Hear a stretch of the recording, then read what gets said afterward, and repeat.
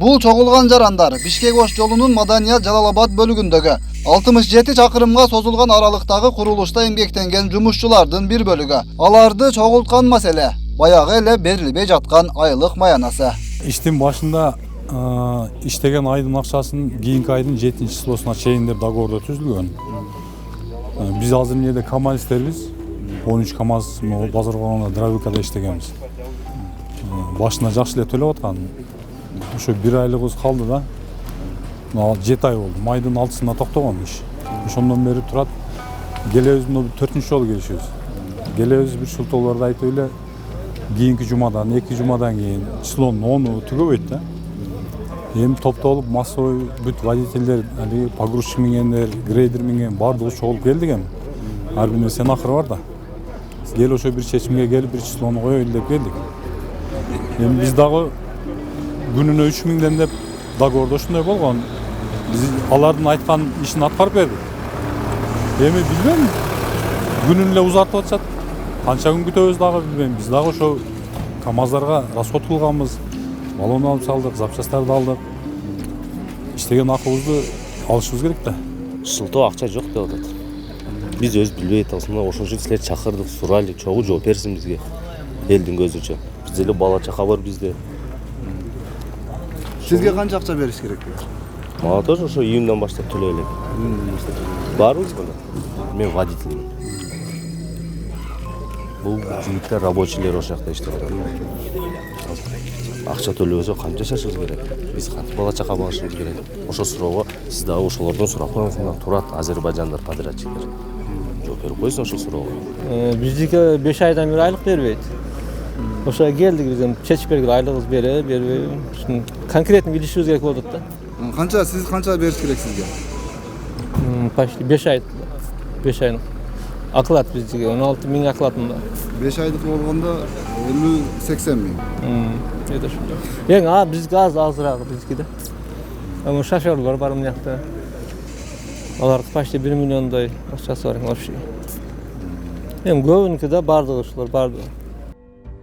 Жалал-Абад шаарындагы бул турак үйдө Маданият Жалал-Абад бөлүгүн жаңылап жаткан азербайжандык Азвирт компаниясы кеңсе катары пайдаланып келет. Карызын доолаган жумушчулар дал ушул жерге чогулушту. Өкмөттүн Жалал-Абад облусундагы ыйгарымдуу өкүлчүлүгүнүн бөлүм башчысы, транспорт министрлигинин облустагы өкүлү жана Азвирт компаниясынын аймактагы жетекчиси чогулгандардын талабын укту. Мен азыр Санжар менен сүйлөсөм айтат.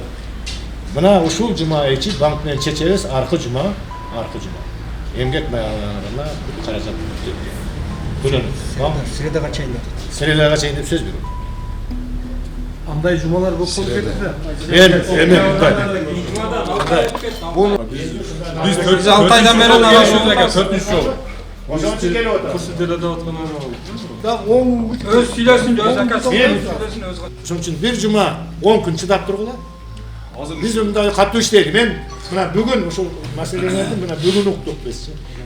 Жок, бул жолду укпай калган адам жок. Жок, жолдун иши токтоп калганын билип, президентке чейин талап коюп ушуну тездетип берсиз. Жолда ачык. Элдин үнүн эч ким укпайт. Тазырчы. Мына биз азыр айтып атканым силерге туугандар. Акыр ынтымак. Биз силердин талабыңарды канааттандыруу боюнча бардык мүмкүнчүлүк чегибизде чараны көрөбүз. 10 күндей, 15 күндей күтүп келдик. Эми азыр бизге дагы бир числону коюп бергиле, могу числодо акчаңар аласыңар. Ошо числого чейин эми 3-чү ай күттүк эми. Азыр кандай дагы кандай транспорт министрлигинин өкүлү турат.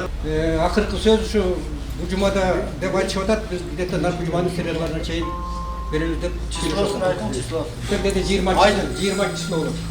20 ноябрь. 2019. 2019 20 число. Мына числого ретир кылайлык. Телевидениянын массалык маалымат каражаттарынын тумасында транспорт министрлигинин өкүлү айтты. 20 ноябрь 2019-жылы силердин эмгек маяныңар төлөнүп берилди. Азыр эми дагы бир сөз да. Анан биякта карыз туруп аякта ишти баштаган бизге дагы обидно болуп кетти да. Ушунча да күтүп отурган. Биз сертификаттарын тапшырган болсоңор, баардыгы нормально болсо, немеге 1 айдан ашык дагы эле волокита. Миң транспорт чыгарасыңар силер. Топ дейт да 20-да эл алдап туруп, декабрь 5-те чозол дейт. Acaba daha bir nime vardı. Ama gelişimiz 4. yolu da. Bizim daha işimiz var uyda. Hem bu işte kılbasak başka uyda teşviklerimiz var. Taşlap geliyor otağızdan da üçüncü adam ular olup gele öğret. Mına erten 15'inde 10'unda bu cumaların özü akırı var da akırı. Жетугөй. Точно числосunu айтып берсеңіз, мындай эң негизги. Оплата может быть завтра, может быть через месяц. Это от меня не зависит. Если бы от меня зависело, вас здесь не было бы. Вы все деньги получили бы, дома сидели. Контракт талап қойғыла, Минтрансқа. Потому что мынау балдар айтып атат, сіздер білмей қалыңдар. 3-4 жол соғылып, анша-мыншасын өзі сөйлесіп қойып тоқтап қойып атасыз. Тоқтап алады кішкене туралы. Например, Низамин Мұғалим үйіне бар. Он тоже вот Бишкектен, постоянно Бишкекте жатады. Қашан қарасаң Бишкекте. За деньгами бегает. Но результат плохой. Неме үшін? Кто виноват? Сұрат шатты, кім виноват, что айлаға қойды? Саған бір просьба. Губернатор айт, давай, давите. Минтранс дайып қалсыңар бы. Премьер-министрге шығасыңар, сонда решат вопрос. Ана неметтегі министрдің сөзімен отырмыз бізше. Сессия туралы сөйлеп отыр. Азбирт менен Евразийский банк өкөсүнүн ортосунда келишпөө болду деп атат. Ал это же некомпетентный министр. Мен бетине да кайтам ошону. Бул биринчиси. Экинчиси, 3 жума мурун кийинки жума болот деп айткан болчу. Уктуган балдар сессияда. Кана 2 жума өтүп кетти. Почему жок? Балдар это издевательство. Шунча балдардын банк таксы жок дегендин сөзү экен, мен түшүнбөй калдым да.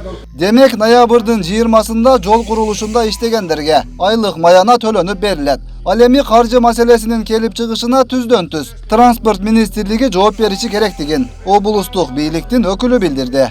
Кыргыз Республикасынын транспорт министрлигинде ошол долбоорлорду ишке ашыруу боюнча дирекция бар, башка дирекциянын директору Асаналиев Санжар менен сүйлөштүм телефон аркылуу.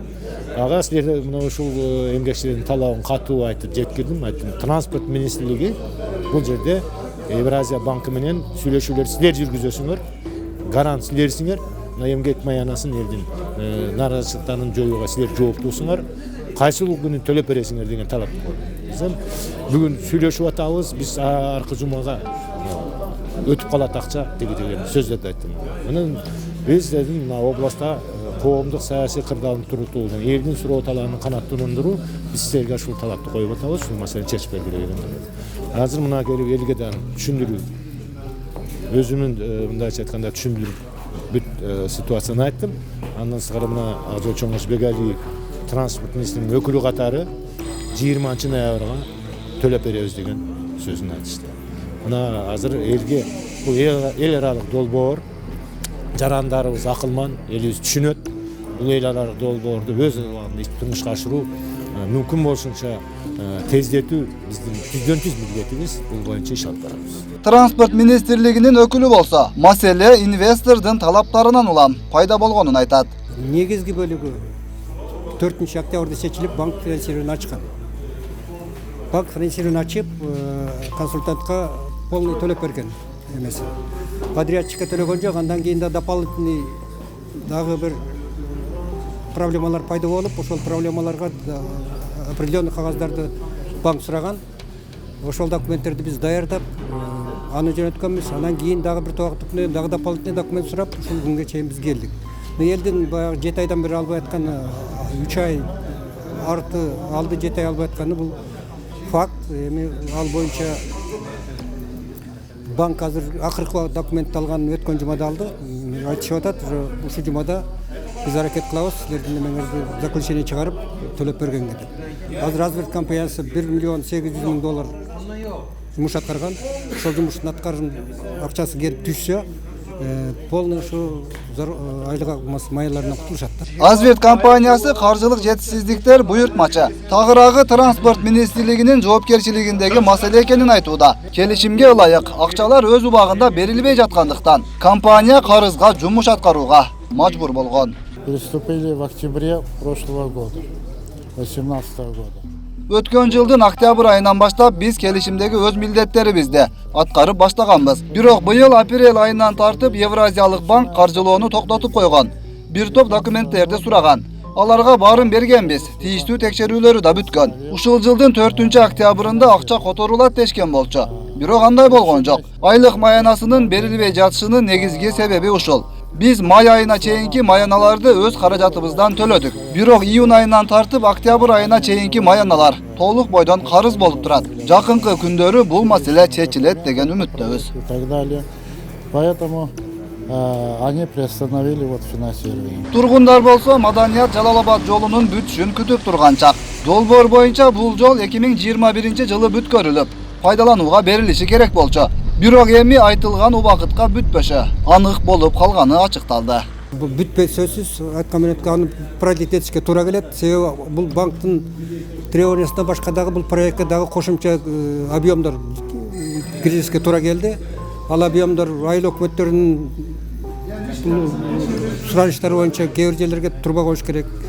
Кээ бир жерлерде көп съездер жасаш керек. Анан кийин газопровод өтөт жана башка ушуга окшогон нерселер топтолуп калган. Эскерте кетсек, Ош-Бишкек трассасындагы 67 чакырымга созулган жолдун курулушу былтыр башталган. Ага Евразия өнүктүрүү банкы $60 миллион каражат бөлүп, тендерден Азербайжандык компания утуп алган.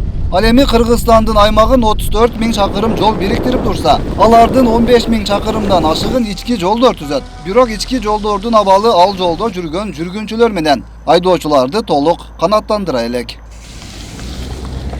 Өткүрбек Рахманов, Акниет Кеңешев, Регион.